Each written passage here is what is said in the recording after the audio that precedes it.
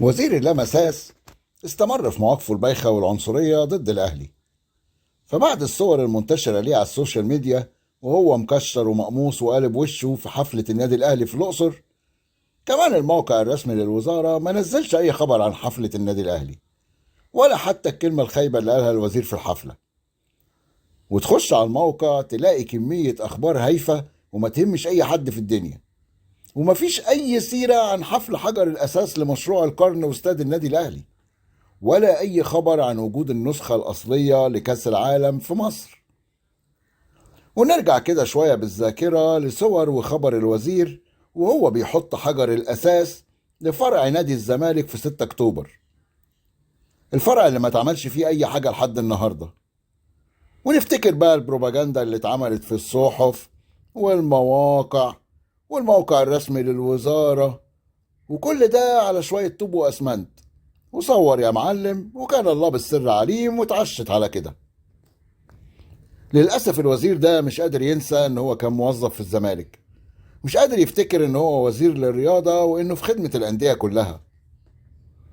وبعد المواقف المخزية للوزير، السوشيال ميديا واليوتيوبرز استلموه نقد وتريقة طول اليوم، فاضطر من الكثفة انه على الساعة 12 بالليل ينزل خبر صغير على الموقع الرسمي للوزارة عن كلمة الوزير ان حلم الأهلي أصبح حقيقة. وجاي على نفسك قوي كده ليه؟ متشكرين يا سيدي على الدعم اللامحدود لنادي القرن وكبير القوم وسيد أسياد أفريقيا، ومستنيينك إن شاء الله لما الأهلي يكسب أفريقيا إنك تيجي تطلع على منصة التتويج وتاخد اللقطة على حس الأهلي الوحيد اللي عامل لكم قيمة وسط القارة.